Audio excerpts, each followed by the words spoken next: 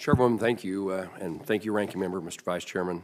I'm pleased to be back and sitting here at the dais at the EPA Committee.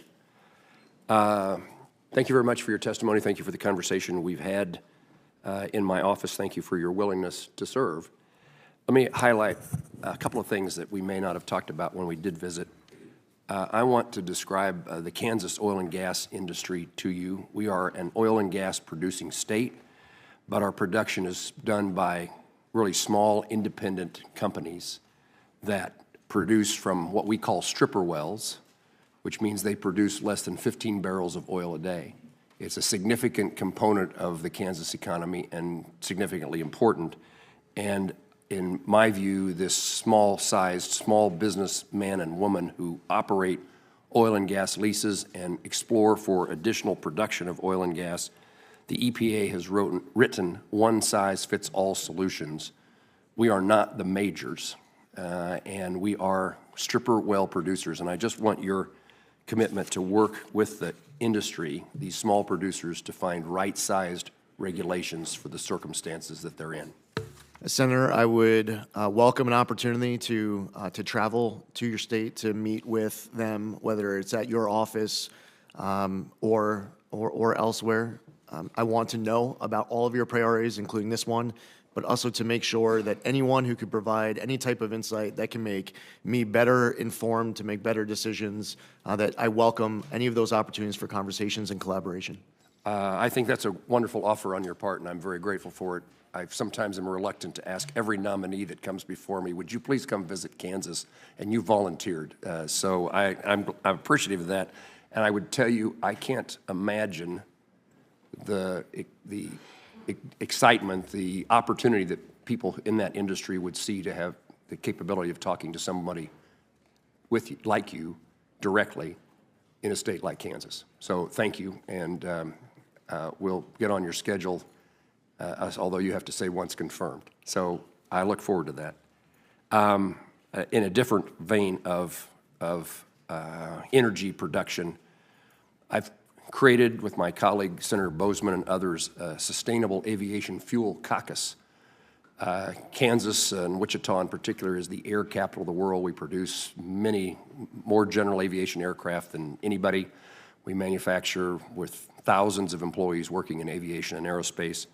And I want to bring together the opportunity to bring the agricultural aspects of Kansas together with the aviation aspects and pursue the development of SAF, Sustainable Aviation Fuel. I wanted to know, I guess the question would be, we need your help in pursuing opportunities to develop the technology and any regulations that would follow that. And I suppose if you're coming to Kansas, we ought to introduce you to the people who are in the process of developing a new industry as the airline industry shifts itself from fossil fuels to, let me say that differently, from the fuels it uses today to sustainable aviation fuel produced by agricultural byproducts. Senator, I look forward to that conversation as well. Okay. The state revolving funds, I don't know whether anybody's asked this question before, but it'd be a mistake for me. That clean water and drinking water state revolving funds are hugely important.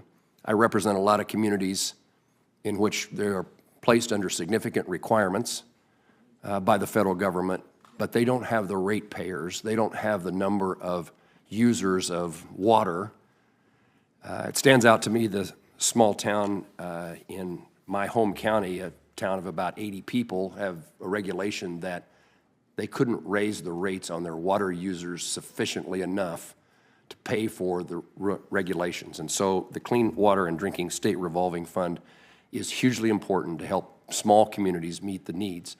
Many, if not all, want to meet those standards, want their consumer, their water purchaser, to have the cleanest, safest drinking water possible, and yet the rules are so unaffordable, they don't know where to turn. I'll work with you, and I just want to make sure that you would commit to continuing to support a robust funding. Yes, Senator. Ultimately, the funding level will be set by Congress. It will be my responsibility to ensure that I'm doing my part to fulfill congressional intent and being good steward of tax dollars so that I can report back to you on all sources of funding coming through the EPA. This specifically, I've heard from other colleagues of yours on this dais as a top priority of theirs, and therefore it will be a top priority of mine too. I thank you for that. I would also add that you should need to be a voice within the administration as the budget is prepared and OMB makes decisions in support for the fund as well. It's certainly true that presidential budgets are not irrelevant, and it's useful if we start with a robust number that is beneficial to the country. Last question I'll ask is, I'm interested in what our country's doing. I'm involved in the national security aspects of my time in the Senate involves those things. Is there any role for EPA to play in the critical minerals world? Yes, Senator. President Trump has expressed a desire of having an energy council. He wants there to be collaboration between different agencies of different levels of jurisdiction. That involves everything from permitting reform, which is one topic actually that I heard Senator Whitehouse reference earlier in his opening remarks. I believe that it is important for agencies to be working together, regardless of whether we are the lead agency or we have a different role to play of following another agency. But I look forward to any collaboration working with other agencies to do EPA's part. Congressman Zeldin, thank you for taking my questions and responding. Thanks, Senator.